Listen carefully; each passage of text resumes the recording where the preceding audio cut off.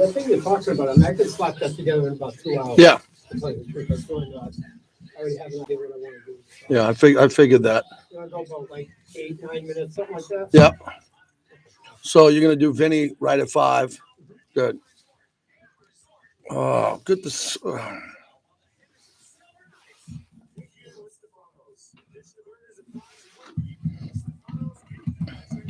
Hey, can you hear me on the live stream, everybody? If you're there, let me know in the chat you can hear me.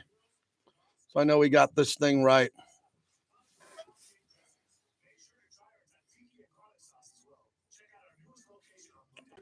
Yep, loud and clear. That's all I need. Thank you.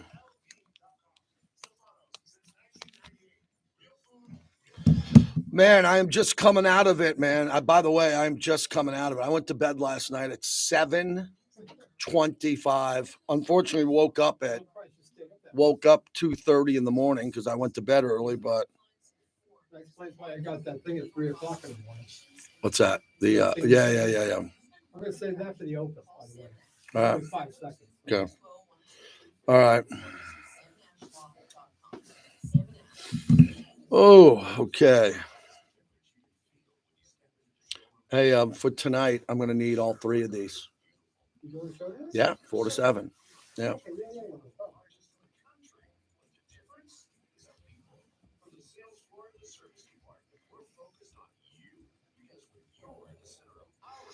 All right, let's go. The voice is back. Wow, the voice is back, which is important when you do radio to have a voice. Wow.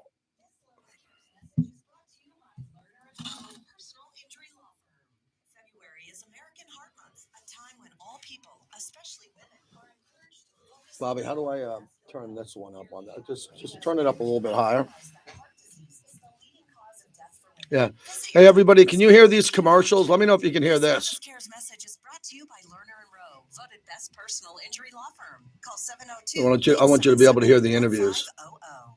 Yeah. Las Vegas never sleeps, and neither does Busy Boots Automotive. Good. Open 24 hours. All right, let's do this.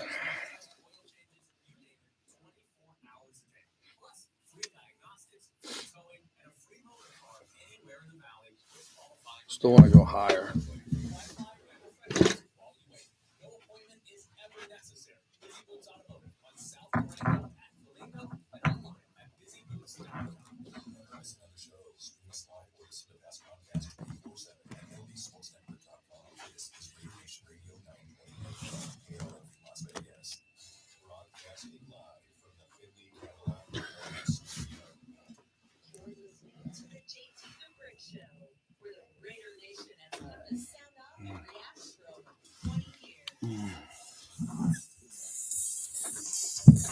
It's time for JT the Brick. I love you, JT. You're a very honest person. And every time you say the truth. Here we go again. Do all hands on deck.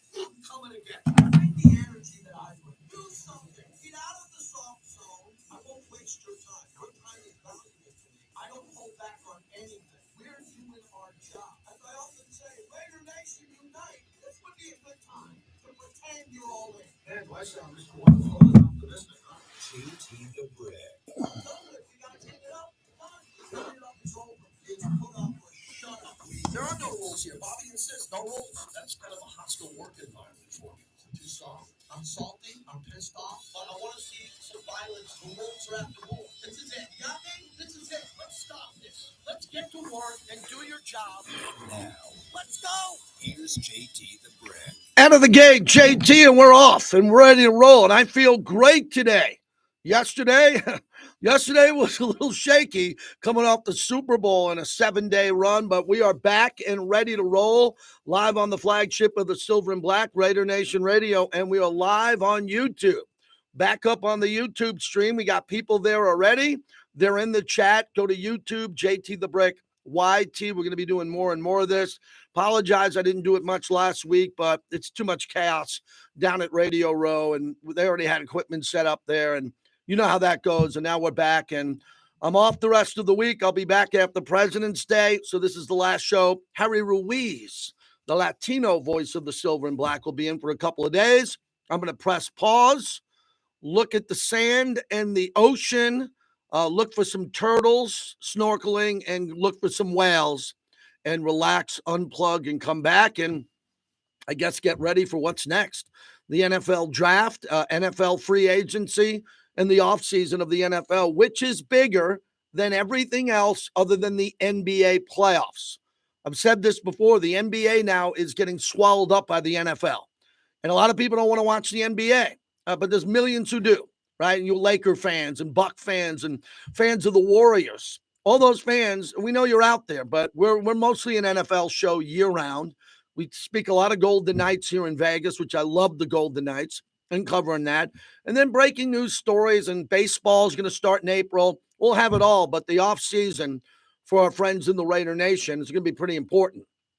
Raiders need to get a quarterback. I don't know who it's going to be. I'm assuming Jimmy Garoppolo will not be here. Aiden O'Connell will. Either they're going to get a veteran free agent who's better than Aiden O'Connell or a younger quarterback than Aiden O'Connell who's supposed to be a franchise quarterback if they can pull it off. That's it. Just a question of what Tom Telesco wants to do, what Mark Davis wants to do, and if they can get the player that they want. That's your entire offseason, other than sprinkling in some other draft picks and some free agents. Can the Raiders find their quarterback of the future after watching Mahomes win his third Super Bowl? I don't know. I don't know who's going to be available. I'm a Jaden Daniels guy. I love Caleb Williams. I don't think he'll be available at all.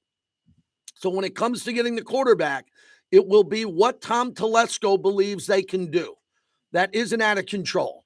And as I told you, I think everybody other than Caleb Williams, it's going to require 2 first-round picks. And the Raiders have a pretty high pick. So I think other teams would look to trade back a little bit to give the Raiders a chance to go get it. But if that's too expensive and the Raiders have a different plan, we'll see how it plays out. But a lot of people are on record, including me, saying it's time. It's time to go get the quarterback. Go get the quarterback with the first-round pick, considering all the busts that the Raiders have had. I'm talking absolute bust in the first round. The players, I like Cleveland Farrell. He wasn't a 4th pick overall. I like Tyree Wilson. He's a good player. So let's take him out. Damon Arnett was a bust. Go down the list again. I'm all for making moves that are going to make sense for this organization going forward. So that's what we do, and we'll cover it all. The Super Bowl was in Vegas. It's getting rave reviews. Rave reviews. And I hung up on a caller last night on Sirius XM. He called from Hartford, Connecticut. And he called me to accost me saying, oh, the hell with Vegas. You're just saying Vegas was good because you lived there. Well, partly true. I'm biased to Vegas. No doubt about that. But the NFL, the celebrities, everybody who looked at this Super Bowl clearly thinks the Super Bowl should be back in Vegas more often than not. Vinny Bonsignor joins us from the Las Vegas Review-Journal. He was all over Las Vegas for the Super Bowl, all over the place, covering the teams, covering the games, and he's kind enough to join us. And Vinny, let's begin. Busy week last week. Your overall review of how Vegas pulled off the Super Bowl. Grand Slam. I really do, and I've been to a number of these, so I feel like I have a reference point,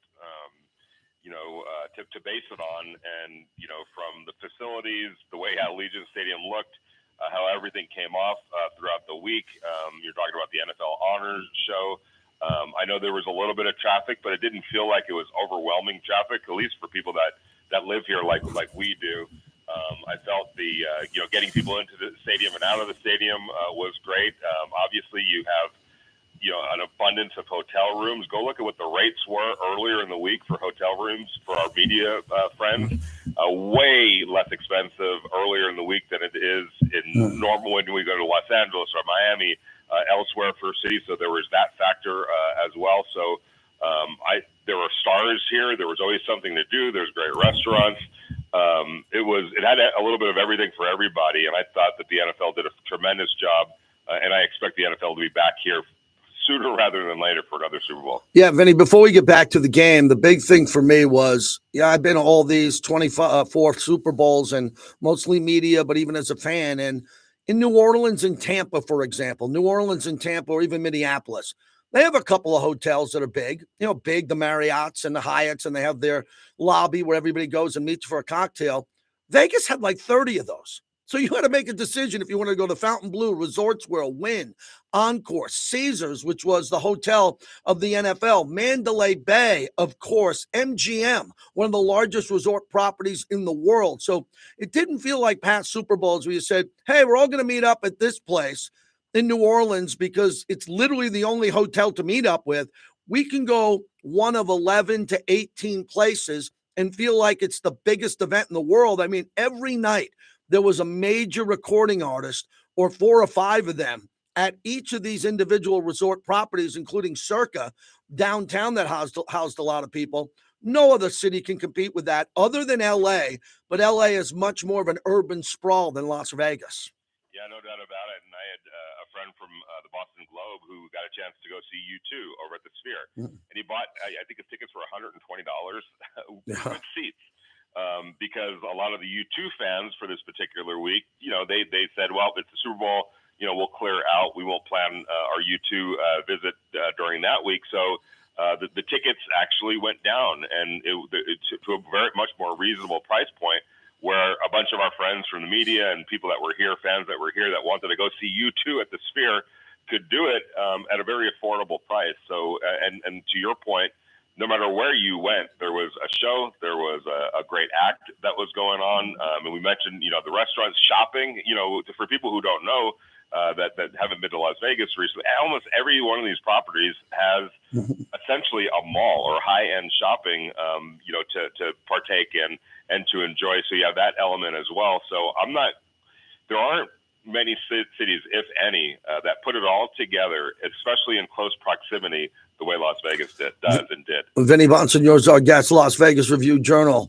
And at the stadium, the amount of suites, it's different because SoFi is bigger, but this one was more boutique. The amount of A-list international celebrities in the suites, even in the low suites that you're aware of, and the other suites there that aren't the major big ones where the owners sit in, they were all exposed to the crowd and having a great time. So I think the television coverage, when I went back and looked at all the A-list celebrities who came for the Super Bowl because it was Vegas compared to another city, I think that adds to the pop of it. The Taylor Swift effect is real, very real, when she's down on the field and they're showing her during the game. I think from a celebrity perspective and the CBS overall ratings, it's a home run for Vegas. Yeah, without question. And, it looked great on television. I went back and rewatched it like you did. But also when you're at the stadium, and I had friends that were at the game, if you felt like you were amongst the stars. Allegiant Stadium is very unique in that it's big, big enough, obviously. 61,000 fans were there. They had to, take some seats away for the auxiliary media and whatnot. But it's so well designed and so well put together that you feel amongst the fans, amongst everybody else. So you felt like you were there with LeBron James. You felt like you were there with Leonardo DiCaprio. And by the way, I do want to say this as well. You mentioned Taylor Swift, and part of my coverage for the Review-Journal was covering it from the Chiefs' perspective. So I was at all their availabilities, and I sat in on all of Travis Kelce's availabilities, whether he was at the podium, at the big room, or wherever he was. And you can feel however you want to feel about Travis Kelce, but I watched him answer every single question, and he did so with graciousness. He did so with good humor. He just was a good person about it. I kept waiting for him to crack a little bit, enough with the questions about Taylor Swift, but he never once did that. And like I said, you could feel however you want to feel about Travis Kelce. Me personally, I came away with a renewed amount of respect for him for how he handled all of that. And I think it's a model and something that other, professional athletes, whoever, when they're kind of put in that kind of a situation, your biggest moment and for you're being asked about, your significant other more than you are about yourself, and to handle it as graciously as he did and good-naturedly as he did, I think there's a lesson in there for a lot of different people. Vinny Bonsignore joins us. So let's get to the game. Really bizarre game. The first half was bizarre because Kansas City almost got shut out. That would have been 4 quarters going back to the second half of the Baltimore game where they didn't score. Then the Usher concert. I want to go through what you saw with the adjustments because you were on the Kansas City side with a lot of your coverage, as you were just mentioning, Kelce. I thought they won the adjustments as Kyle Shanahan got away from the run game in the third quarter in Kansas City. I mean, they scored one play after a muff punt. that got them going, and then they had momentum the rest of the way. How'd you see it? Yeah, I felt like it was one of those situations where you watch those old horror movies where somebody leaves the gate open or the screen door unlocked, and all of a sudden here comes the evil person in the movie, and you're like, don't do that. And I kept thinking that with the 49ers, like, they kept giving them opportunities. They didn't cash in early enough, and it allowed the Chiefs to buy a little bit of time and make the necessary adjustments, as you just referred to. And I feel like, because look, Wilkes and the defensive coordinator for the 49ers and what the 49ers defense was doing, they played a hell of a football game, especially in that first half. And they were doing some different things that they didn't normally do. That's what happens in the playoffs. And it took Patrick Mahomes and Andy Reid and Travis Kelce a little while to kind of crack that code. Part of being able to do that, or having the time to be able to do that, while still within reach, was, I felt, some errors by the 49ers, whether it was Christian McCaffrey put the ball on the floor. I felt like Brock Purdy missed a couple of open wide receivers, an open wide receiver in the end zone that could have changed the complexion of the game. So it was a little bit of a combination of the Chiefs being able to find their footing, and I felt like the 49ers didn't take advantage. And that kind of goes back to the whole point of needing a quarterback that can, to beat Patrick Mahomes, your quarterback has to play as good, if not better, than Patrick Mahomes. I think Brock Purdy is a really good young quarterback. I don't know that when it gets to this kind of a point, if you can count on him to be able to play as good, if he has to face Patrick Mahomes again, Right. if he could play as good or better than Patrick Mahomes. He didn't on Sunday, and I felt like that was kind of the difference in the game. Vinny Bonsignor, who also covers the Raiders, joining us. So Aiden O'Connell was able to win, but he didn't have a completed pass after the first quarter. With what Andy Reid said, and being around Antonio Pierce a lot this past week on Radio Row, the Raiders figured out how to beat the Chiefs in Arrowhead. What is your reporting on if that was a wake-up call or not? I know Andy Reid said that and was gracious, but did that reset Kansas City in their focus to make a run to the Super Bowl? Yeah, I think it did. I think I felt like they started leaning a little bit more on the run, which they did really well toward the end of the season. It probably readjusted not so much the priorities on offense, but who they were going to prioritize. It became more of a right, and obviously Travis Kelce. I felt like they actually did a pretty decent job in the regular season of pacing Travis Kelce. There were games where you're wondering what's going on. Why aren't they using him more? I kind of feel like they sort of slow burned him a little bit to save him for the playoffs. It felt like sometimes Joe Torre would do that with his pitching staff with the Yankees because he was playing the long game, and he felt like we'll get to the playoffs. Once we get to the playoffs, we're going to make sure that our guys are rested or in their best possible position to be at their best. I felt like Kelce in these playoffs, especially in the Good point. 49ers, was there physically. So, but it was a little bit of a wake-up call. They were not happy after that game. I know I saw a bunch of Chiefs players passing the Raiders locker room, and we all know that the Raiders were smoking their cigars, and it didn't sit too well. Not so much that the Raiders were doing what the Raiders do. It was more about Christmas Day losing. Now we're going to smell cigar smoke as we walk out of the building. I would not doubt for a second that it kind of reset them a little bit, and we all saw what the results of that was. Wrapping it up with Vinny Bonsignor. So Kansas City now has a dynasty. You need 3. They got their third in 5 years. That's good enough for me. That's a dynasty.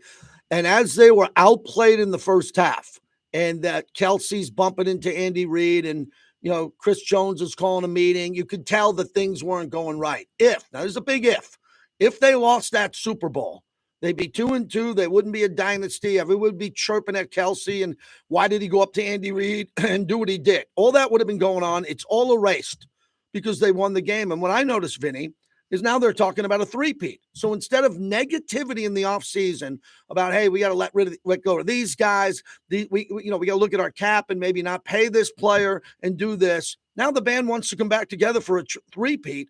That's the best possible scenario for the Kansas City Chiefs. They don't need any motivation till the midway point of the regular season next season, because they're going to be ready to put their head down and try to get the elusive three-peat. I agree, and there's also this to consider, and I do think they'll bring back Chris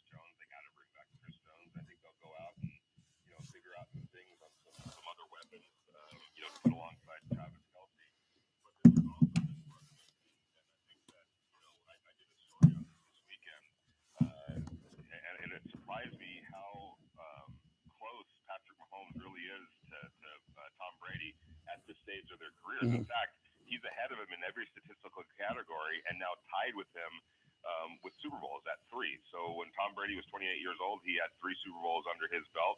All these statistics, great statistics that Patrick Mahomes has already surpassed. So he's ahead of the game, and I know that there's 3 more or 4 more to get to tie him, and that's going to be difficult, if not impossible. But remember this: Tom Brady went 8 years between winning number 3 and number 4. Wow. Yeah. He won a bunch after the age of 37. And I look at this Chiefs team and how they draft and how they keep replenishing, and we'll see what happens with Andy Reid.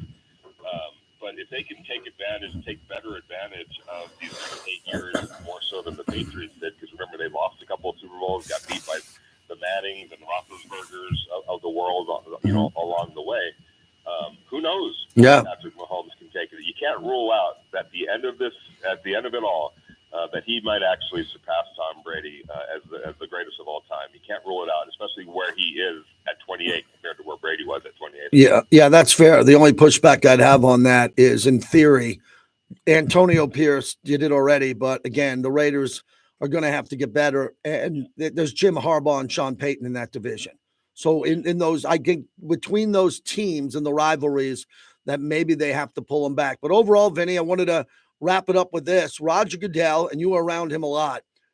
Vegas needs a Super Bowl every 3 to 4 years. They can't get in a rotation and get it 6 years, because that doesn't make Vegas different. And again, all due respect, I don't think you can move New Orleans, and I don't think you can move LA because of Kroenke and his impact and what SoFi is. I think Vegas is there too as a top 3. And then Miami is a fantastic Super Bowl city. But the only way I think this works, where Vegas should get every 3 to 4 years, is you got to remove it from Arizona. You got to remove it from Tampa Bay, or it's got to be once a decade, if that for that. The older stadiums and venues, they got to be out. It can't be this, hey, we're going to keep you in the rotation here. The rotation, I think, has got to be a little bit smaller. LA, Miami, New Orleans, and Vegas. What do you think? I totally agree with you, and especially on the Arizona part. I remember doing, talking to NFL people about, okay, if you can think about it, the Phoenix Stadium was the only stadium on the West Coast outside of, I guess, until Santa Clara was built with the 49ers. But when you start thinking about venues that could hold Final Fours and, Olympic, all those types of things, really Phoenix is the only one capable of doing it. Now you add Los Angeles and you add, Las Vegas to that mix. The venue that was going to get kind of aced out a little bit was, the one in Arizona, up in Phoenix. So I agree with you. I think that if you're talking about a city that's gonna get pushed out a little bit, that's the one, because you're going to keep LA in it, you're going to keep Las Vegas in it. Obviously, Miami and New Orleans are the other 2 prominent ones, and maybe you have a 5th that rotates. Every year it would be maybe once in Detroit, maybe once in Phoenix, maybe once they're going to definitely have one in Nashville once that stadium gets built. So you have those core 4, and then maybe a 5th that sort of serves as the wild card every so often. Thank you, Vinny. Great coverage of the Super Bowl. Always great to talk to you. All right. I appreciate it. Thank you, JP. Have a great show. I got it. Vinny Bonsignor of Las Vegas Review-Journal. Great job on that. Look, again, Vegas needs the Super Bowl. I talked to someone today in business with the Raiders, and I wanted to make sure I was prepped up for the show on what was going on. Remember, they put in those new suites in the Twits and Modelo Lounge. They added those for the Super Bowl and for the Raiders. Said went off without a hitch. The upper suites, the nicer suites with the loges below them, packed with the biggest celebrities in the world. Someone even said Kanye West couldn't even get a suite, couldn't get into a suite, nor should he. He's a whack job. He's a complete whack job. The Kardashians had their own suite, Taylor Swift's suite, Paul McCartney's there in the room, Leonardo DiCaprio. Now you could say, well, a lot of these people are going to go to the Super Bowl. No, they weren't going to go to the Super Bowl in New Orleans or Arizona. They were not. They went because it was Vegas, and they had a sweet penthouse hotel-like room somewhere at the Fontainebleau or Wynn or Encore on top of it with VIP security. And then they took the elevator down, and they're going to private concerts with Post Malone and Lady Gaga. That's not going to happen in New Orleans. It's not. It's not going to happen in Scottsdale. It's not. It's going to happen in Vegas. So Vegas has got to jump all over this the way Vegas jumped all over F1. Now, I think it's a fair conversation to say F1 had more bumps in the road because we had to do a year of traffic to build the track, to build the venue and all that. And that was bumpy. No doubt it hurt a lot of the strip workers who couldn't get to work on time. But can you imagine being a middle-aged curmudgeon radio host on the AM dial and like you're trugging through the airport yesterday with your backpack, ready to go home telling people Vegas sucked because your coffee wasn't on time. Your coffee wasn't on time, or you had a meal that was just a little bit more expensive than you thought. I say this with all due respect to everyone who's listening. If you can't handle Vegas, you're not going to be able to handle Los Angeles and New York. Okay. This is not Indianapolis, man, where there's one restaurant, St. Elmo's. Okay. This is not Minneapolis.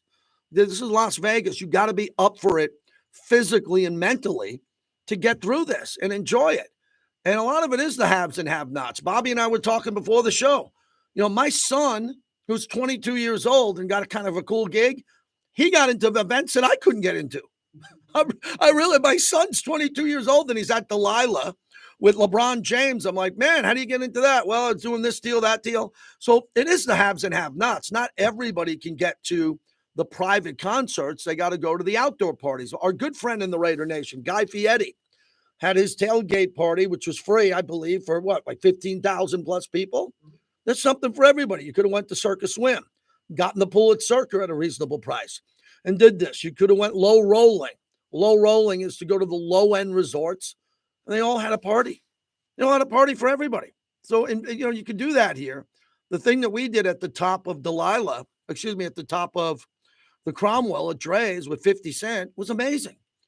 I'm drinking buckets of Corona with the crew, and everyone's looking out there. We needed sunscreen. It was so beautiful outside. I didn't do a lot of walking on the strip, so I don't know how that felt. But if everybody, this is what we're doing. It's part 2, or as I say, part 2. We do a 2-part Super Bowl review show. It's a shame we're doing it with Kansas City as the winner. When we come back, we're going to talk to Russell Baxter, the football historian, on the Hall of Fame class, also, which Eric Allen was not in it. So we'll go through that Hall of Fame class with Russell Baxter. And you can jump into the show, 702-365-9200. Jeff Sherman's going to join us from the Westgate on the Super Bowl handle and some of the bigger prop hits that bet and the total overall and Kansas City winning. We're brought to you by PTs. They fuel the monologue. It is seriously the best happy hour in town, 5 to 7, midnight to 2. Yeah. All right, everyone. Yeah, I know the sound isn't perfect, but a lot of people said they could hear Vinny and our guest. I got to put a speaker up to the microphone until we have it all wired in correctly. But how's everybody doing? How's everybody feeling about this Kansas City Super Bowl win and how they won the game and how the Niners folded and what could have happened in this game? I can't believe that Kansas City played so poorly early in this game and won the Super Bowl. That's the whole point. They were beatable. Sometimes they're not going to be beatable. You play Steph Curry in the NBA Finals. If he goes off for 41, you're not going to win. But if he's having an off night where he's 1 of 8 from 3, you got to win that game. And that's what happened with Mahomes. He was not playing at a fast pace in the first half. And as Vinny just said, the Niners just couldn't capitalize. So that's what that comes down to. The ability to capitalize on mistakes that are made early in the game. So that they weren't able to do that. And if they're not able to do that, they're not going to win. What's up, man? Got it. Perfect.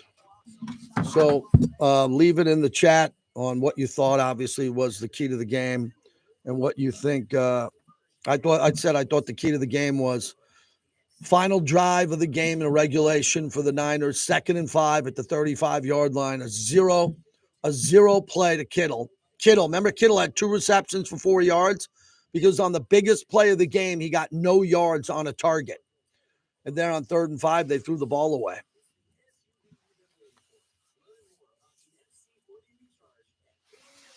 Yep, I agree. Ray to row. 49ers should have been able to run out the clock on the final drive before overtime. They blew it. Why go away from CMC? Brother Raider. What else do we got up here? Ray says drafting a quarterback in the draft all falls on GM Tom Telesco. I believe he will get it right, like he did with the Chargers drafting Justin Herbert.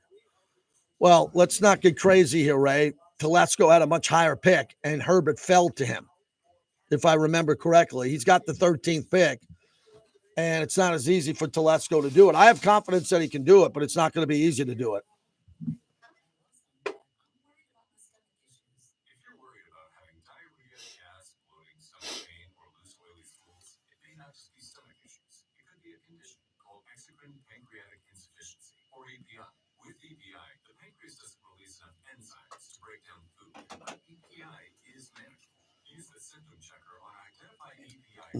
Russell Baxter. Yep. Okay. Okay. It's going to be Dana White coming back from the Chiefs. Okay. You got voicemail? Yeah, I'm going to try him again.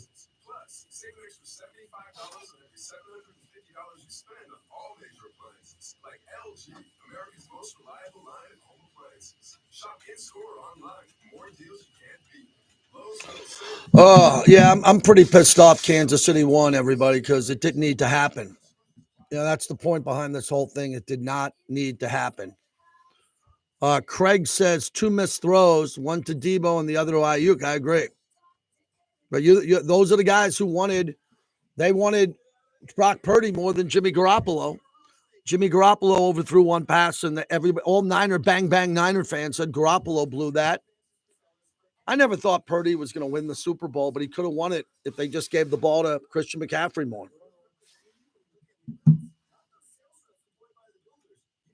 You got him, Bobby?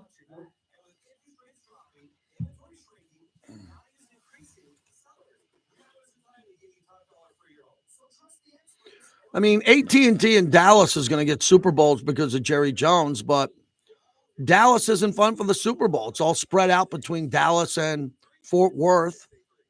They got good hotels, but it's not Vegas. Remember, the reason why the rodeo is in Vegas and not in Dallas is because of gambling. What's going on? All right. Dana White. So I was surprised at health center. And I said, you know this is what the Super Bowl should be. This shouldn't even go anywhere else. This should Super Bowl, the World Series, the NBA Finals, and whatever else should be here like every single year. There isn't another city that can compete with this city. This is the greatest city on earth. All the big sporting leagues are coming here now. They're going to have a ping pong league here pretty soon. I mean, everybody is coming here. How you doing? Baseball, basketball, soccer, and they can't get here fast enough. Why? Because this is the greatest city on earth. We have the best hotels in the world. We have the best restaurants, the best entertainment, the best shopping. That's Dana White, pro Vegas, getting the Super Bowl every year. I'm not pro Super Bowl every year in Vegas. I'm not. I live here. I think every 3 to 4 years makes a lot of sense. Everybody else is going to be able to get Super Bowls, but Vegas should be on the priority to get on the short list, and that's really important. Russell Baxter joins us, the football guru, the NFL historian and writer. You can check him out on all his different platforms, including NFL Spin Zone and Fansided NFL. And Russell, before we get to the Hall of Fame, I wanted to get your big picture on the Super Bowl, how it played out, the drama of the game, and the conclusion. Does it go down as one of the great Super Bowls of all time? Well, I think it had an exciting ending, but as far as the game played, it was kind of shocky for 2.5 years, and then, things got, cranked up a little. Both teams committed 2 turnovers. We saw a key special teams play. It had a little bit of everything, but, not to be nitpicky, JT, it lacked a little execution. Yeah, I agree. I agree. The first half was sloppy. The Chiefs were close to being shut out in the final 4 quarters, the 2 in Baltimore and the 2 to start the Super Bowl. I mean, they got a little quick field goal at the end going into halftime. The Chiefs were not playing well at the end of the Baltimore game offensively in the first half of the Super Bowl, but their defense was very good. Yeah, and combine that with the fact that, and whether people read into this or not, I have, because I have talked to people about it. Super Bowl experience is a lot, JT. Mm-hmm. And even though the Niners were there back in 2019, when they faced the Chiefs, a lot of their key guys were not part of that Super Bowl. Okay? Mm-hmm. Trent Williams playing in his first Super Bowl. Christian McCaffrey playing in his first Super Bowl. Brock Purdy, obviously, because he just joined the team. And I think it showed. Christian McCaffrey lost a fumble. Trent Williams, I think, Mm-hmm. the first quarter of the half, didn't look like himself. Obviously, they settled down eventually. Brock Purdy was dealing with a defense that, no matter how many times you talk about how good the Chiefs defense was this year, it always comes back to me because of people being enamored with Patrick Mahomes, Travis Kelce, and Andy Reid, and so on. But you're second in the league in yards allowed. You're second in the league in points allowed. You're second in sacks. That's quite a resume. And they don't do it flashy. It's not like it's more of a back end defense. The corner play has been superb. And meanwhile, the 49ers defense, which slumped down the stretch against the run especially, and then really in the postseason, JT, I got to read you these numbers. 330, 442, and 455. Those were the yards allowed by the 49ers in their 3 playoff games. Wow. Russell Baxter is our guest. Very interesting. The Niners were fortunate to get there. So was Kansas City. They had if Miami wasn't injured as badly as Miami was injured near the end of the regular season, they would have to go through a healthy Miami team. They had to go to Buffalo and Orchard Park. They had to go to Baltimore and beat the Ravens. And then they had to beat the 1 seed in the NFC.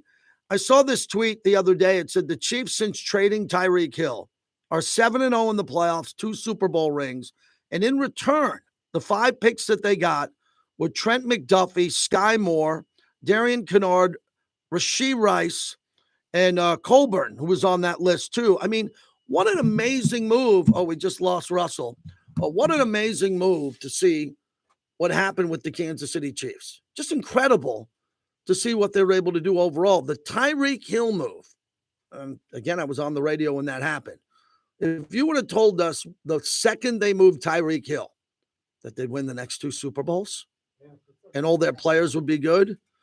So Russell, getting back to that, after all the players that they traded, that they received in return by getting rid of Tyreek Hill, and then they win 2 Super Bowls, that's got to be one of the top trades in the history of the NFL because of the back-to-back Super Bowls.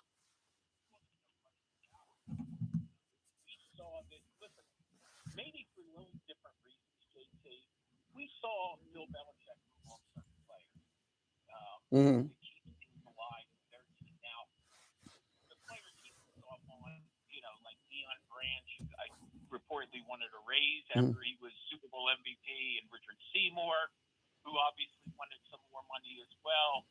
But, you'll remember Lawyer Malloy was a pivotal part of their first Super Bowl team. And then he parted ways with him, less than a week before the season began in 2003.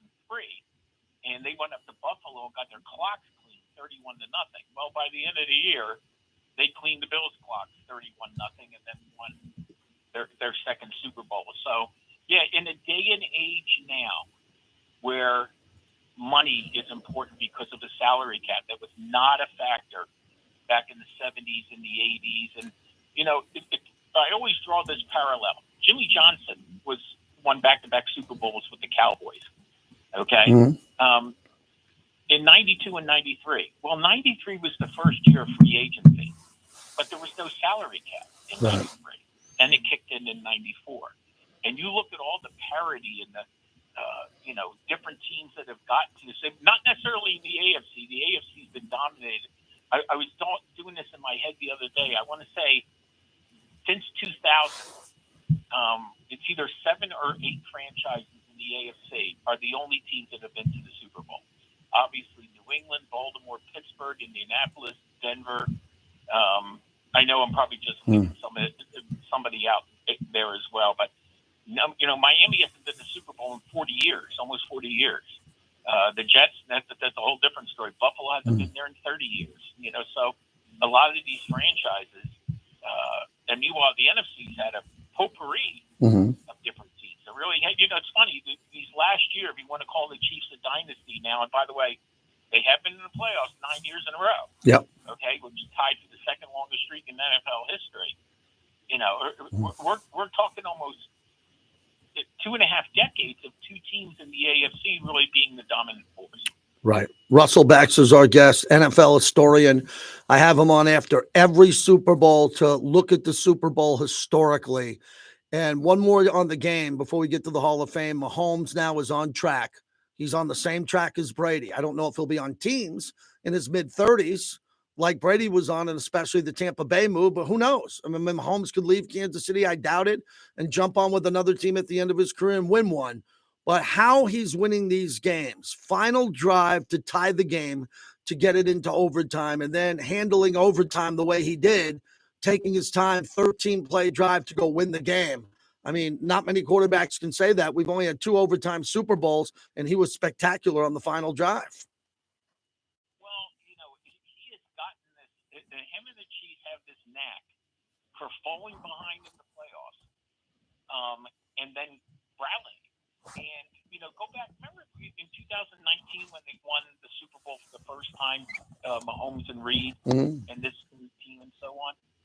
They were down 24-0 at home to the Texans. Yeah, good point. And came back and won by 20. They were down double digits to the Titans in the AFC Championship game. Came back and won. They were down 20-10 in the fourth quarter against the 49ers. Let me give you a stat. This maybe has something to do with Brady and Mahomes. Okay, but think about this one. You want to talk about perspective. KT, in the first 48 years of the Super Bowl, only 2 teams rallied from being double digits down. That was Doug Williams and the Redskins and Joe Gibbs against the Broncos in Super Bowl 22. And then it was Sean Payton and Drew Brees and that wonderful onside kick to start the second half against the Colts in Super Bowl 44. JT, 5 of the last 10 Super Bowls has seen the team rally from double digits. That's a stat. That's why we have you on. Hey, before you let us go, the Hall of Fame, any pushback? Devin Hester, I'm missing out on the trip because I was going to be there to MC Eric Allen's party. I thought Eric could get in for the lack of DBs in this class. Just your overall big takeaway on the Hall of Fame class at NFL Honors. Surprising that Bart Powell and Parker, the coach, did not take it. Was more of a modern class, very defensive-oriented class. Ecstatic about Devin Hester. Maybe that finally opens the door for some guys like a Steve Tasker. Right. Guys who are just not pure kickers. And we finally got a punter in 10 years ago, Devin Hester. And Devin Hester really didn't wait all that long. But Devin Hester is arguably the greatest return artist ever.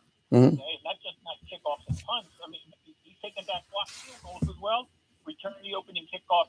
So I was very ecstatic for him. Julius Peppers was a no-brainer. I think some people were a little surprised no Antonio Gates, but I think that's just a matter of time.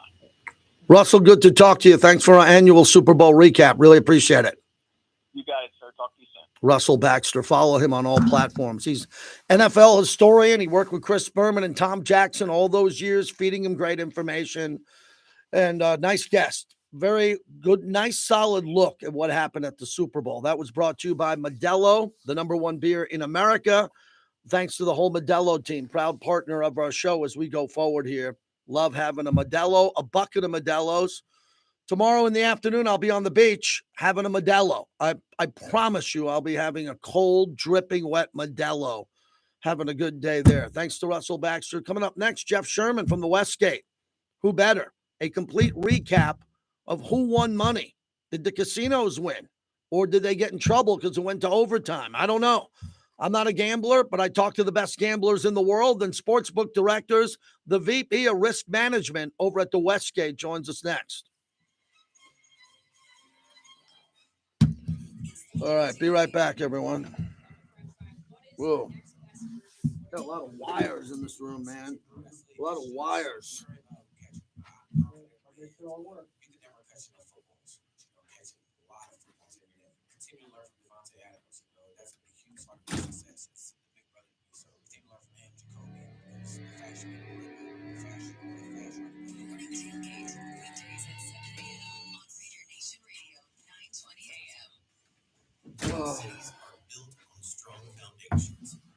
All right, let's get back to the chat. Let's get back to the chat.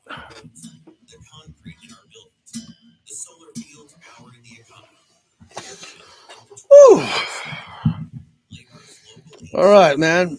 What else you got to say? What do we got going? What up, Nation? Hey, we got my guy Thor, Raider Nation Drinking Club. In order to be the best, you got to beat the best. We need to get a top. We need to get back on the top of the West. We're close. We need a good draft. Yep. Here's the deal, everyone. It's going to be really expensive to get a top 3 quarterback. Does anybody want to get Michael Penix or Bo Nix or no?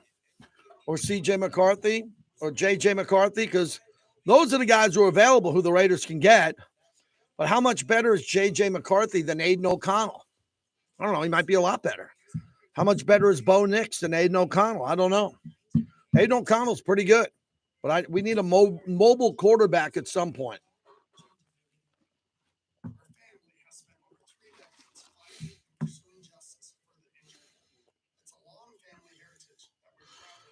Laz D, I saw you at the Super Jam after party, man. That was a hell of a party, wasn't it? Jeez. My favorite artist was Mickey. God, Bobby, the lead singer from Starship. Mickey Thomas still has a great voice, man. Oh, God, he can sing. Billy Gibbons was good. I don't want to say he slowed down a bit, but he needs his partner.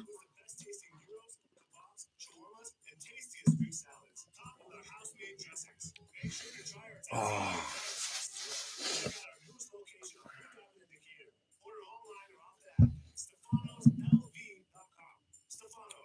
Hey, I need everyone to click subscribe. If you're not subscribed, then click like. We got 55 people in here. We got 31 likes. So if you haven't hit like, please do. I guess those numbers mean something from what my friends say.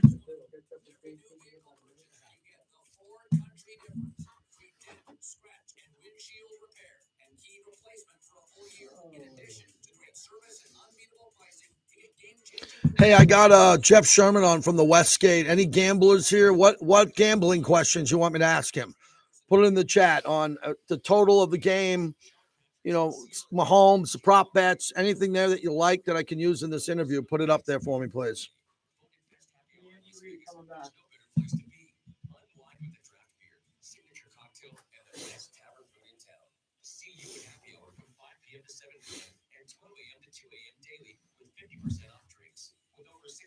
There's always the PTs near you. Visit ptstaverns.com to find your favorite neighborhood tavern today.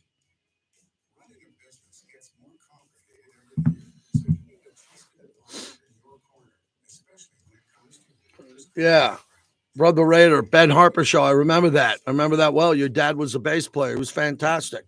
That was a great time, man. Good to see you, Brother Raider.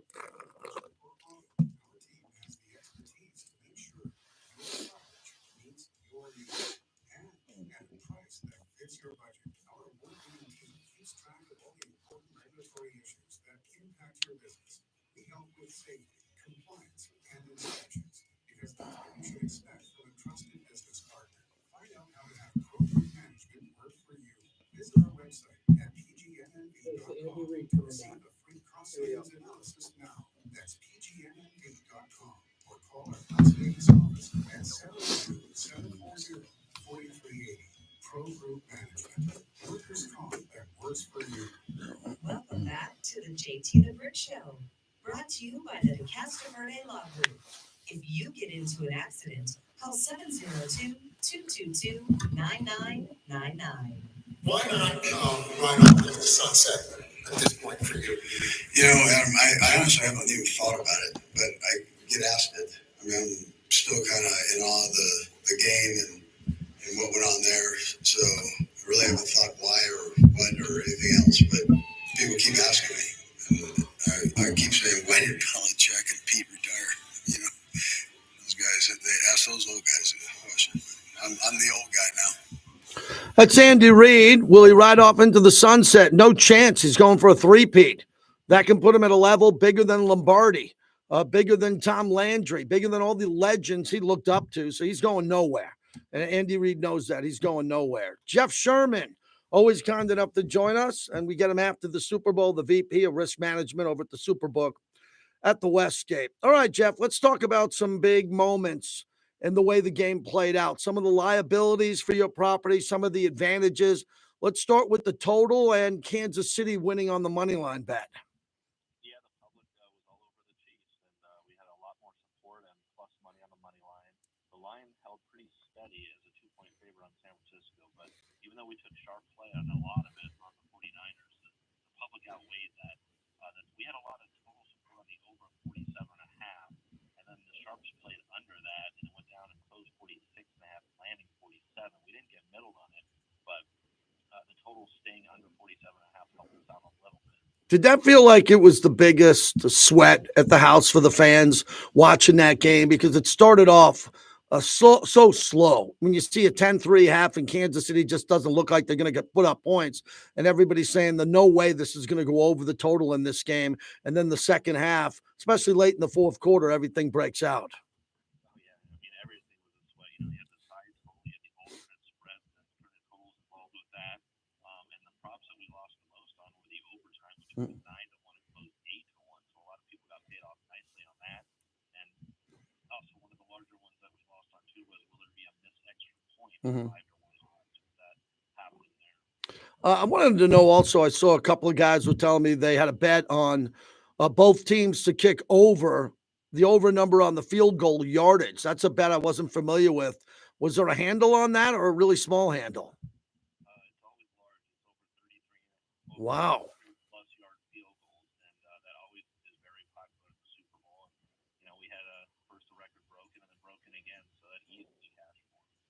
Wow. Okay. So the overall handle compared to years past, I didn't see the number. I saw Jay on TV. What was that like?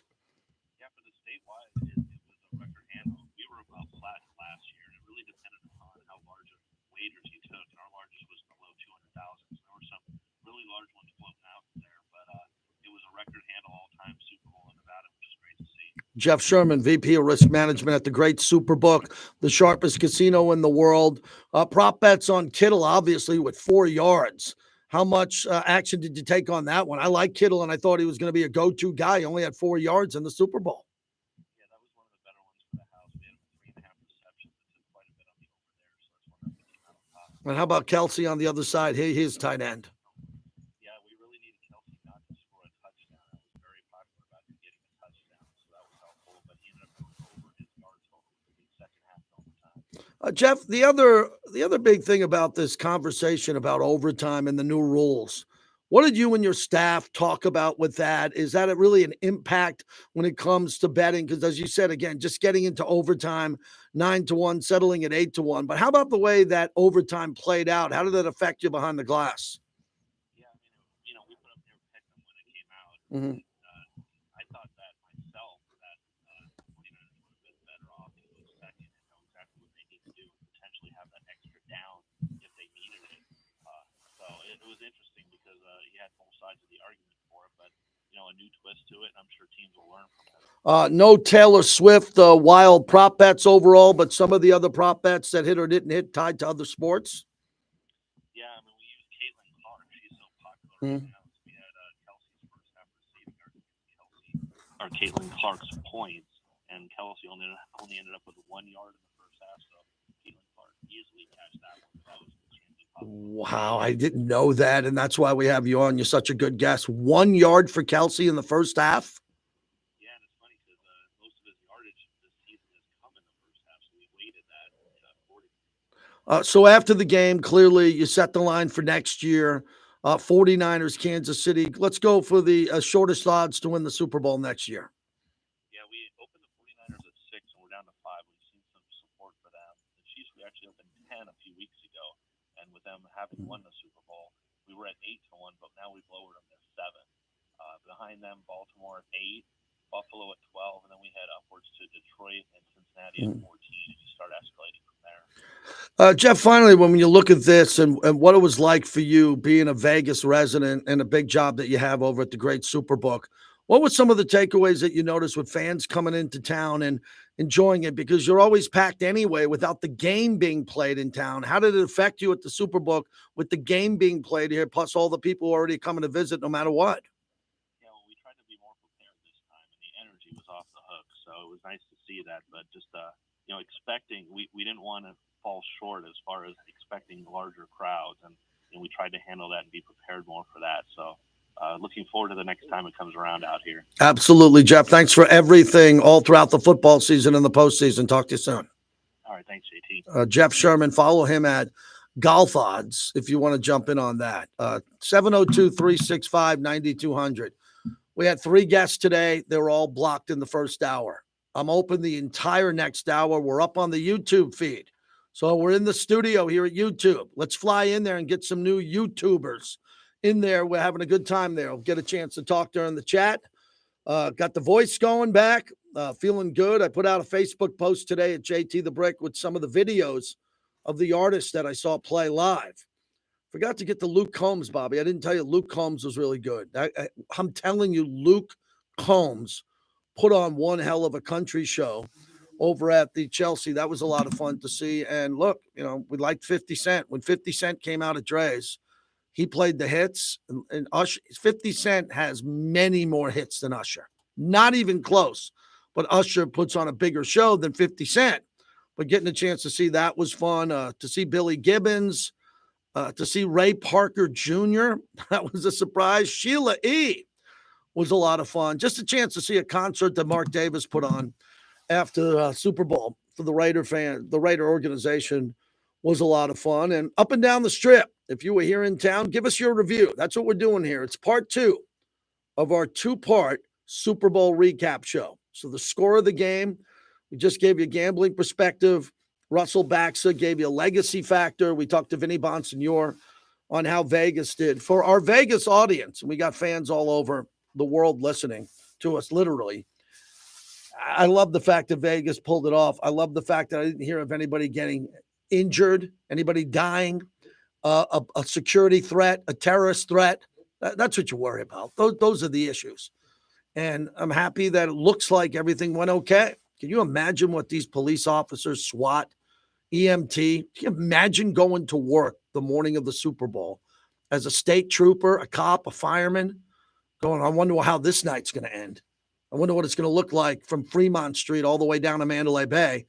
And you have to protect and serve. Shout out to everybody who kept the safe. Also a pat on the back for everybody who worked in the city during that and volunteered.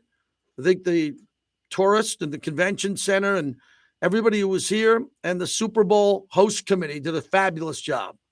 Bravo, Las Vegas. One more hour to go before I'm out of here for a few days. 702-365-9200. It's time to get the Raider fans to chime in on how you're recovering. How's your therapy going? Day 2 after the Chiefs win the Super Bowl in Las Vegas. All right. Good. Yeah. That would be great if we had something to just plug in. That's what I got to figure out. No, but I think it comes down to that cord going into somewhere. That's the key. Right there. Yeah. So if you have like a mini plug, you can plug it in. Yeah. Like a little mini. Yeah, we'll figure that out. Cool. I think the Raiders odds that I see was 25-1, if I'm right. Puffy vest is on because it's a little cool still. I'm going to Maui tomorrow, man. I'm going to go to Maui and kick on the beach at the Maui resort corridor for a couple of days and chill. I mean, I need a break, man. It's been a long, long football season, man. We started calling football games for the Raiders on radio, 4 preseason games. I think it was 4. It might have been 3. I don't even remember. Then every single week, the NFL season, I spoke to the head coach, Josh McDaniels, first half, and then Antonio Pierce. We did the Raiders roundtable every week for 18 weeks. What else did I do? I hosted every Monday the Raiders post-game live TV show every week. And then every Sunday, the entire season, I hosted Mad Dog Sports Radio every Sunday night and did every Raider pre- and post-game show on radio, man. And again, I don't think it's really hard. It's not a difficult job, but it was just a lot of Sunday to Friday since August. So it's going to be nice to and I took some time off too here and there, but I need a break right now in a good way. Oh.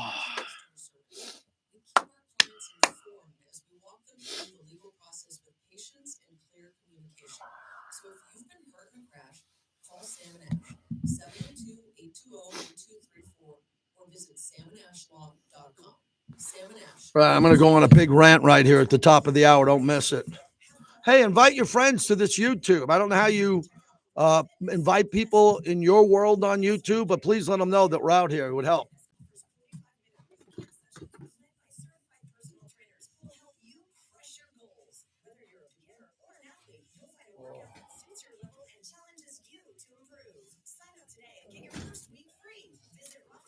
Yeah, Harry's in total love. He moved the chick out here, and he's like, oh, freaking worked up. And we were like looking at it like this event. We were like, man, you sure about this, Howie? On the strip of Palazzo, Southwest Las Vegas, on Rainbow, and Green Valley on Eastern Avenue. Grimaldi's the best pizza I've ever had. Cynthia came to TurboTax. She just launched her new side gig, True Crime Podcast. I'm a first-rate detective with a golden voice. As her TurboTax expert, I made her second income count by guaranteeing 100% accurate filing and her maximum refund. What did she do with that refund?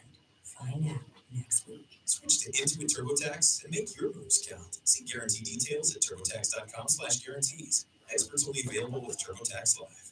Time is money.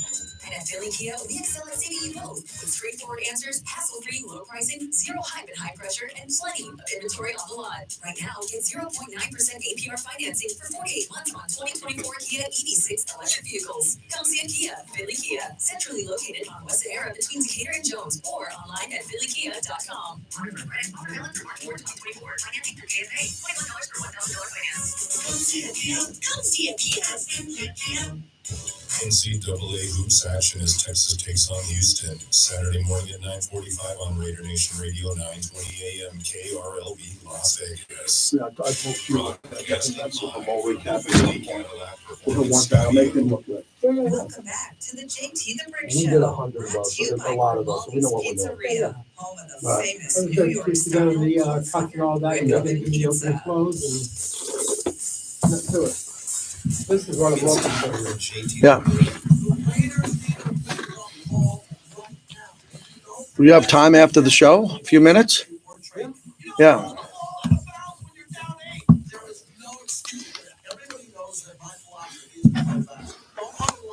All right, here we go. Hour number 2.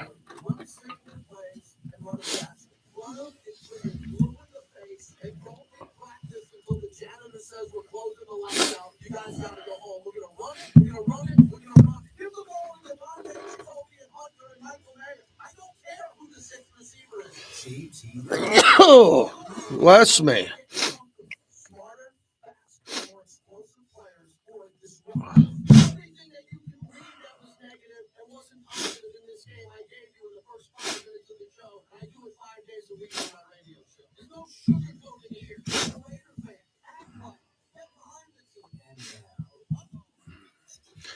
All right, final hour of the week for me, our Super Bowl recap. Here we go. We're live on YouTube. JT the Brick YT. Are you in the YouTube family of ours? Get in there. Subscribe to the page. JT the Brick YT is how you get into YouTube. And I think we're going to be streaming the show from here on out. There might be a day or two that we don't do it, but overall we want to do that. And then Hopefully we'll have some special guests in here. I know Q Myers is looking to put some cameras up in here. This is just a basic setup that I have with my equipment here, but people seem to like it. You can get in during the breaks and jump in and talk to me directly, and I'm talking to everybody sometimes during the breaks. This hour is brought to you by the DeCastro Law Group. The brothers have your back.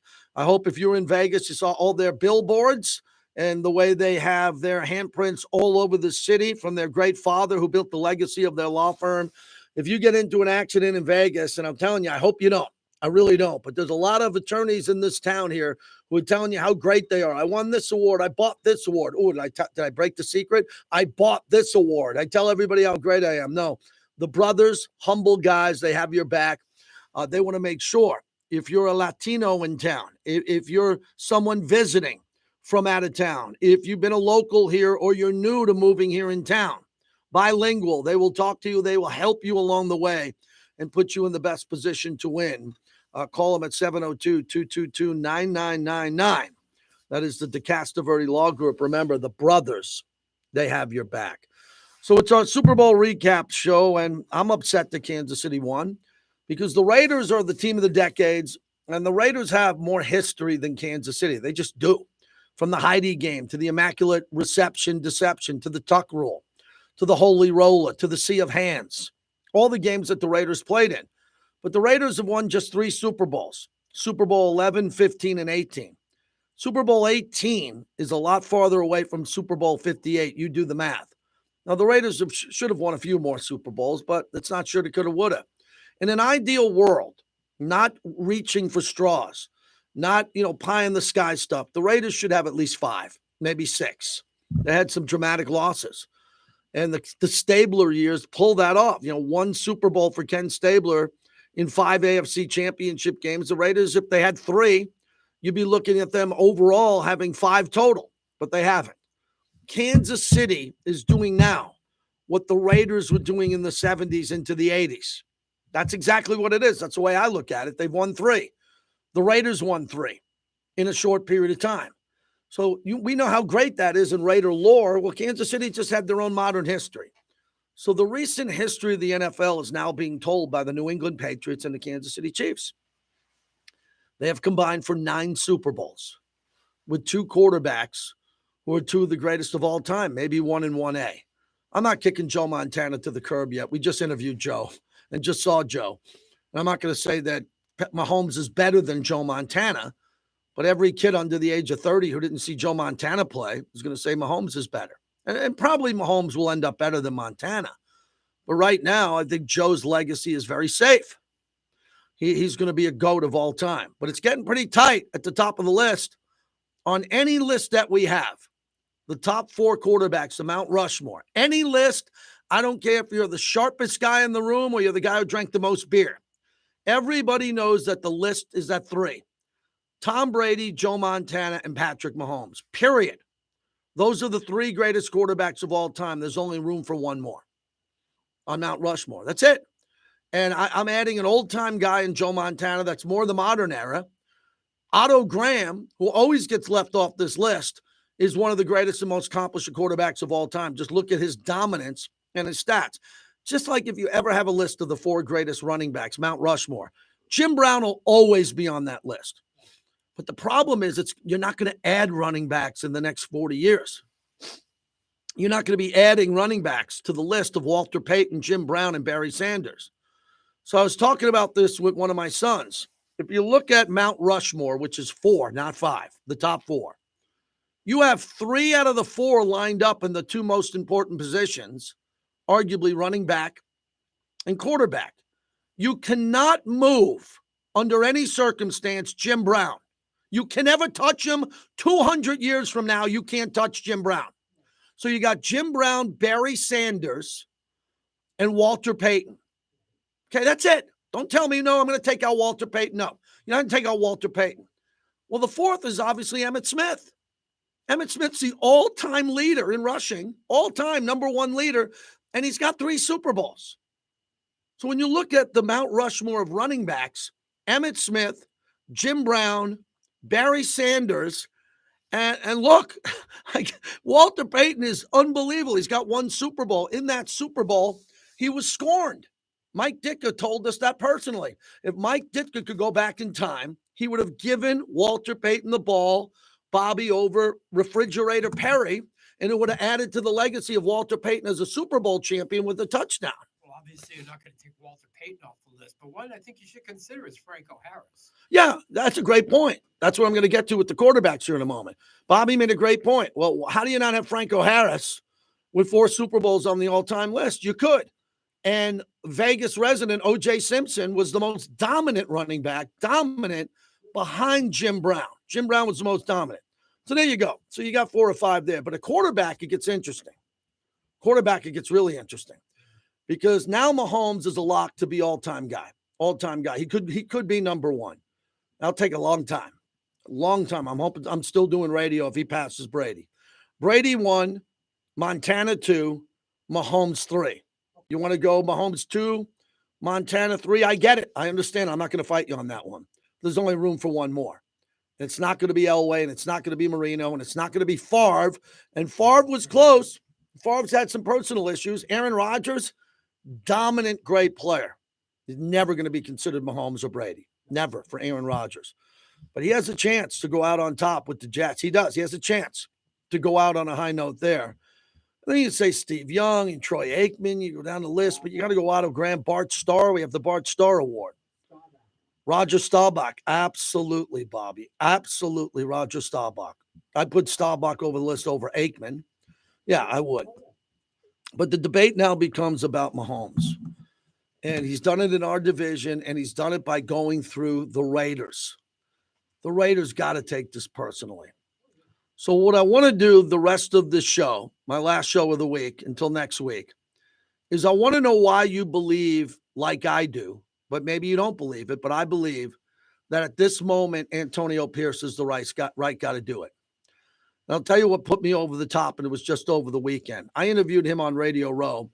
He was going to the Pat McAfee show. He's going on all the big shows, and he knew she was coming to us, and we spoke for a few minutes. And I look him in the eye. You got to look people in the eye, not look down at them. And they don't look down on you. You look them in the eye, and you say, I tell him to call coach and talking to coach that this is it. Every time I interview him from here on out, if I get that opportunity to continue to do that, this is go time. This is not a rebuild. It's not. It's not, hey, we're going to tear this thing down and build it back to right. No, we don't have time to do that with Kansas City. With Kansas City putting together a dynasty, we have no time to rebuild. I repeat, Kansas City is a dynasty trying to do a three-peat. Don't tell me you want to do this and tear it down and then do it right. No, we tried that with John Gruden, longtime friend of the show, still great friend of the show. We tried. We tried with Josh McDaniels. It was a strong, big swing to go down that road to try to bring Patriots West here. It did not work. And now we're doing it with the man from Compton who seems to have the team in the palm of his hands. With that being said, it has to work now. So don't tell me, man, we're a year or two away. I'm not doing it. I'm not going a year or two from now. I'm not predicting the Super Bowl, of course. I'm never going to say, hey, the Raiders are going to the Super Bowl, especially if they trade up and get a rookie quarterback who's never thrown a pass in NFL history. But this is the type of coach that wants to win now. So I think the flagship radio station has to be ready now to follow that edict and get this thing going. Okay? So that's the topic for the rest of the show. Why do you believe in a dynasty era for the Kansas City Chiefs that we have the right guy in Antonio Pierce? I'll go first. Because he's a former championship player and he hates losing. And he knows the difference between a team and a rival. His rival is now a dynasty. This has got to amp up everybody in our building. Everybody on the football side of the building has got to be amped up and say that this is what it's going to take. They got to be at the best. They have to have the best players. They have to be coached to the proper ability. And they have to be mentally prepared to play at such a high level against Kansas City and in this division that they're going to do whatever it takes to win, because the players love them. As Ronald's saying on my YouTube chat, again, Antonio will do whatever it takes to win. The players love him. I agree. But do I think that Antonio Pierce is the next Vince Lombardi or Andy Reid? He just beat Andy Reid, but he's putting a staff together. And Tom Telesco comes over with some nice drafts in years past recently, some really nice drafts. He's got to look at this and say, this is what the Raiders need. Because the Raiders beat the Super Bowl champs, man. The Raiders beat the Super Bowl champs. That's really important. I hope they didn't win the Super Bowl. I could care less if I said, hey, man, the Raiders beat the AFC champs. Now I have to say the obvious. They beat the Super Bowl champs. And recently, beat them on Christmas. I'm not talking September, October. They beat them recently with the personnel they had. And I hate the fact that some people are saying it, but it's true. That was the wake-up call that Kansas City needed for Kansas City to refocus and go out and play well. And it's not like Kansas City played great. I don't think they played great at Baltimore. They only scored 17 points. Did they play great in Buffalo? No, they played clutch. And that's the key, as we've said. The Raiders have to find more clutch players. I can promise you, I'm telling you what's going to happen here this offseason. But take it from me. When you take it from me, I get it right. Because I don't spout a lot of stuff. I don't make predictions. I'm not the prediction boy. I'm not the guy telling you this is going to happen. But I can tell you this much, that this team is going to make some big decisions coming up here. And the rest of the league wants Davante out of here. The rest of the league, NFL Live on ESPN, screaming Skip. I watched Skip today. Didn't even know what camera to look like. Just cancel that show. That show's a train wreck. My buddy Stephen A. got to see him over the Super Bowl, which was great. You know what they're going to do on certain Tuesdays and Wednesdays when there's no news? They're going to put on the teleprompter Davante to the Jets because they have no news. And they're going to beg for Davante Adams to leave the Raiders so Tom Telesco can make a deal and get draft equity to go get a quarterback. I promise you that's happening. But for Antonio Pierce, now he gets to coach against a dynasty. If that doesn't get the building more fired up than it's ever been, I don't know what's going to be. So I want to know your opinion. It's a Raider topic today, unless you want to recap the Super Bowl and overtime and what happened there, on why you believe we're in a perfect storm. Just beat Kansas City, who won the Super Bowl, right coach, team's highly motivated. We got the draft and free agency coming up, some pretty good cap space available. I mean, I haven't dove into all those numbers. I'm assuming Hunter Renfrow won't be back, Jimmy Garoppolo, a couple players won't be back. But the addition of Jack Jones, the health coming back to see Michael Mayer at tight end, Trey Tucker and the way he's playing, big decision on Josh Jacobs. I don't know what Tom Telesco wants to do with Josh Jacobs. I have no idea. I'm assuming Antonio Pierce would like to keep him. I think they want to run the ball. They just brought in, Luke Getty's going to come in. He wants to run the football, which I don't have a problem with, but you know me. You've been listening to me a long time. I don't love running the football. My son laughs at me all the time. Dad, you don't like running the football? No, I don't mind running the football. I just don't like to run it up the middle on first down for no gain. That's what I don't like. I like running the ball on the 35-yard line, first down, up the middle, 1 yard gain, and it's 2nd and 9. How many times we got to watch that around this place the last 4 or 5 years since moving to Vegas? Give me something a little bit more in the running game. Go get me a right tackle who's a former All-Pro. Go get me a right tackle in the second round who can start, not be groomed. But overall, it's going to be big. I mean, it's go time. They just won the Super Bowl in our building. And planted a flag at the 50-yard line. Their fans dominated and have been here nonstop. We need to swing big. We need a monster swing, and it's got to happen at quarterback. It's all going to change.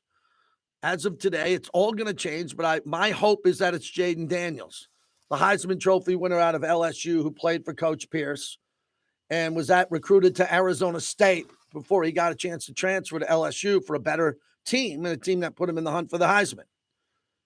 And I hope they can get him. And if they do get him, I don't know how good he's going to play when he comes here, but at least I like the style of his play, which is similar to Patrick Mahomes. It is. Patrick Mahomes didn't get a sniff at the Heisman Trophy. You kidding me? See what Jaden Daniels and Lamar Jackson did? Guys played better in college than Mahomes did. Mahomes was a great arm talent, very good player at Texas Tech, but he wasn't a Heisman Trophy winner. He wasn't in the national championship hunt, and look at what he's done. So it's going to be very important to see what happens here. And I don't know if you want to get in the chat on YouTube. The quarterback's going to be our big offseason topic. And as I told Bobby, we don't want to do this every day or it won't matter. Like, I don't want to hype everybody up. You know, sometimes a rock band will come out and their opening song will be their best song. Yeah. Right? They open up with their biggest hit. You go, ooh, wait a second. What's going to happen? I got to sit around for 2 more hours. That was the best song. Other bands save it for their encore. And they give you the best song during the encore when it drops. The Raiders have to give us their biggest piece of news in a month. Really, at the NFL draft. You know, we're going to have the combine, and then when we get to the draft, when we get through March, and then in April we have the draft, the Raiders' biggest offseason story has got to be that first-round pick. Because we can't do Cleve Farrell anymore. We can't. Henry Ruggs, different story. We knew what happened there. You go to Damon Arnett, some of the players that were taken. No, it's got to be bigger than this. And the pressure's on. I think everybody knows that. And I'm optimistic that Tom Telesco, Mark Davis, reviewing everything from the top down, and Antonio Pierce will get the right guy. I think we're going to be able to capture a free agent or two. And I think the offensive line is a bigger priority for me than it has been in a long time. 702-365-9200, Jorge in San Jose. Does anybody else call other than Jorge in San Jose? Do we got people in Florida? Do we got people in Texas? Do we got people in Cincinnati? San Jose? Where's the rest of the Raider Nation here, man? We're a global brand on a flagship. Go ahead, Jorge. Start us off. What do you got?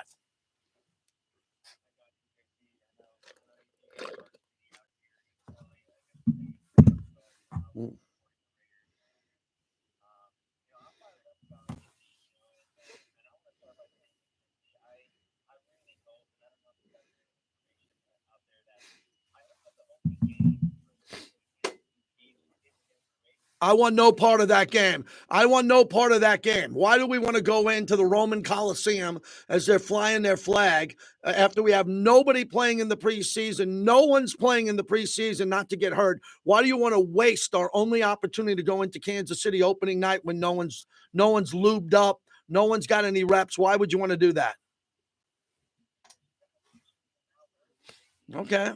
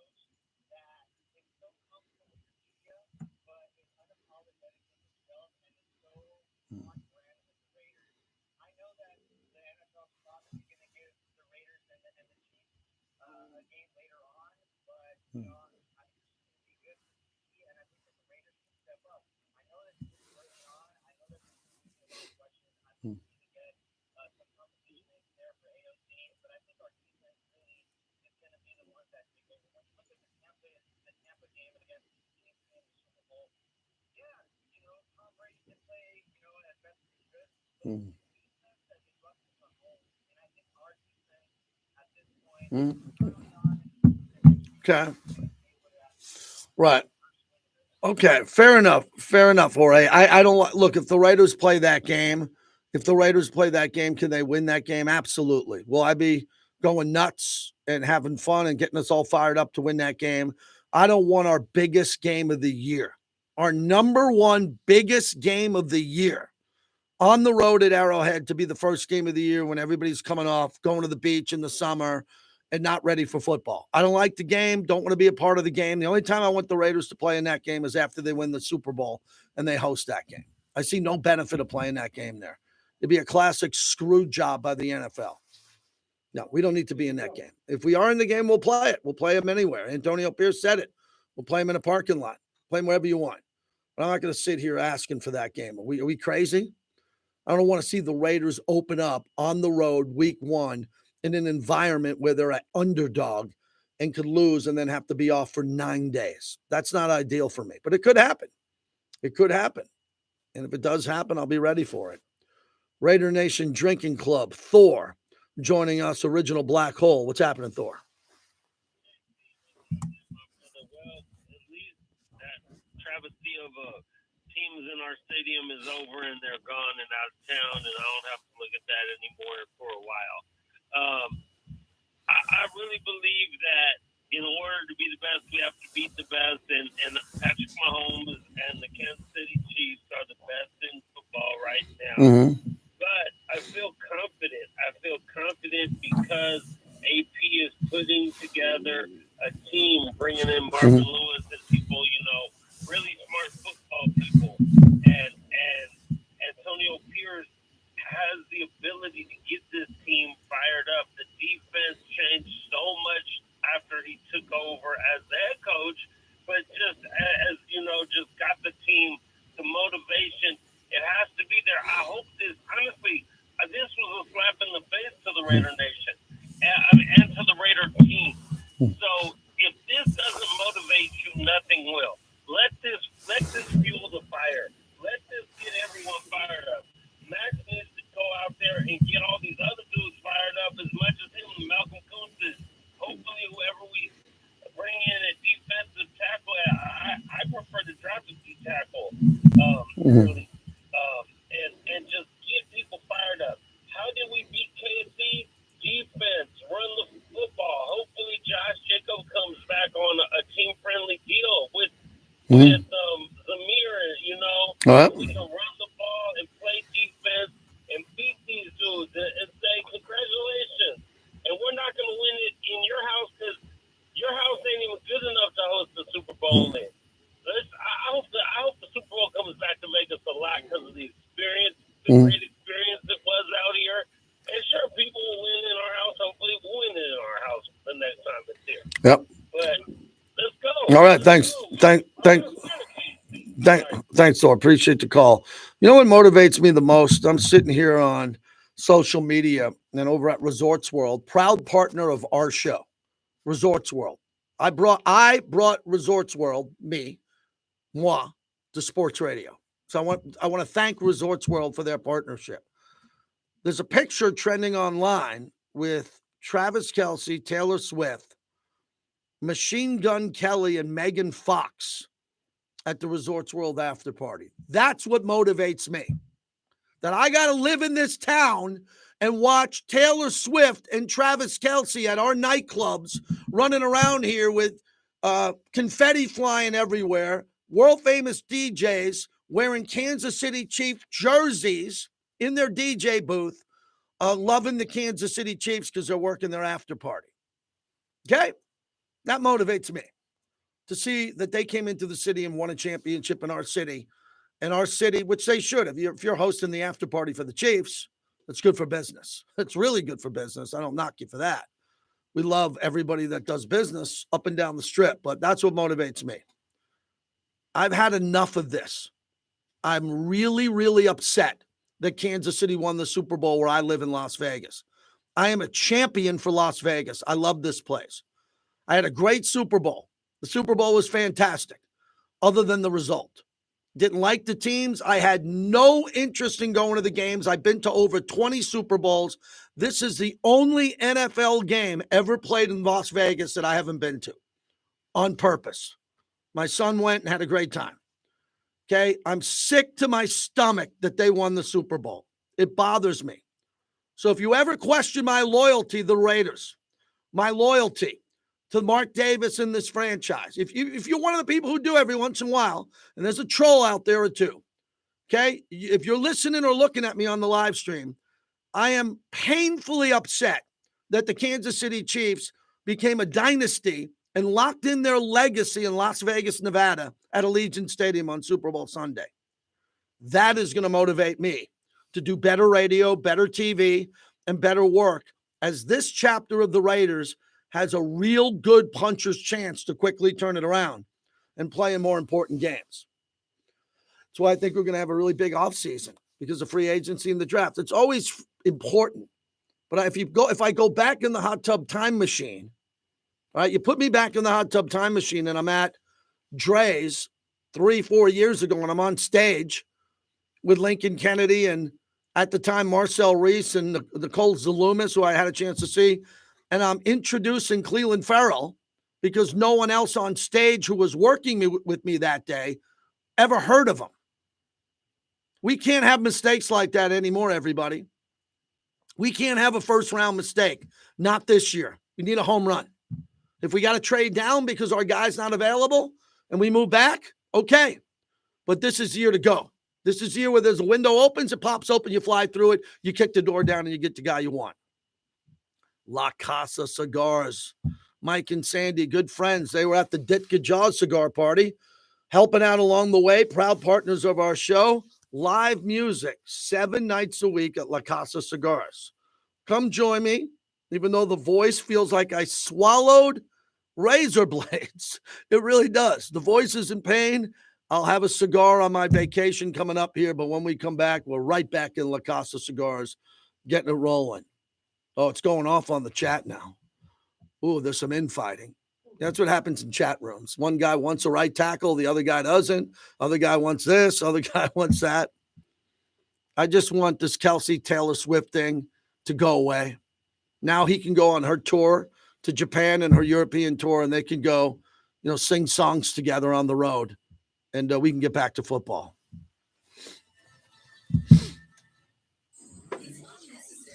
Now, that's what I call a rant. That's 28 minutes of me going off.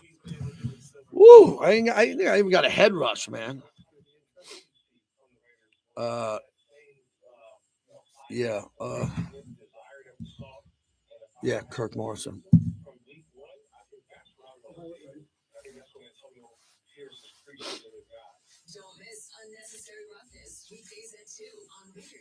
Yeah, good idea. All right, everybody. I'm going to be wrapping this up in a few minutes. We got Kirk Morrison, former Raider linebacker, coming up. If you want to listen, you can listen on the Raiders mobile app. And, also listen on the flagship station at the LV Sports Network.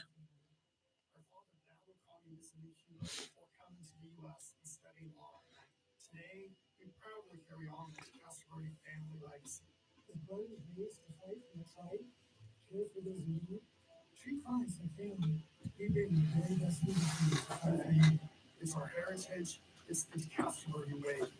Look at Castleberry, and we have your back.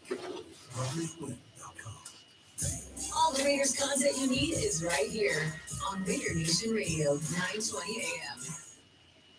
Remy Martin is the official cognac of the JT Cooper Show. When you're celebrating any of your team's victories, celebrate with Remy Martin Cognac. XO, VSOP, and 1738. Remy Martin, team up for excellence. There's a difference you can feel. Yeah, the Niners didn't have the defense to stop Mahomes. We agree with that. No doubt. You got to have a great defense, and you got to have a quarterback that can match with them. Why do you think Tom Brady's won 7 Super Bowls and Mahomes 3? That's 10. Because they were great quarterbacks that had really good defensive teams, too. Not the best defensive teams, but real good.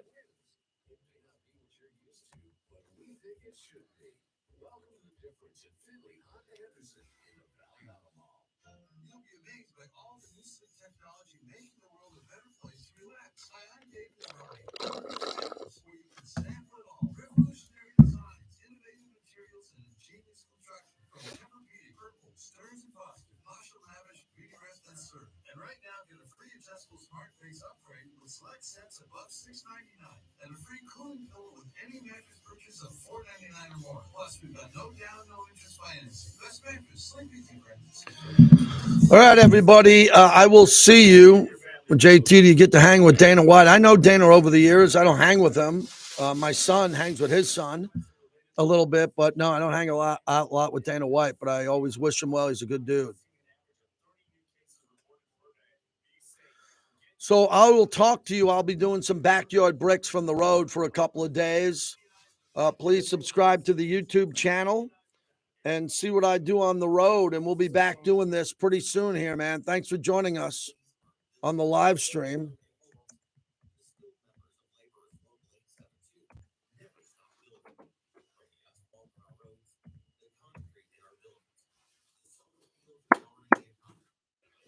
Yeah, I'm gonna enjoy some time off, man. Come back rejuvenated, no doubt about it. Hey, listen to the radio, listen to the live stream on the Raiders mobile app.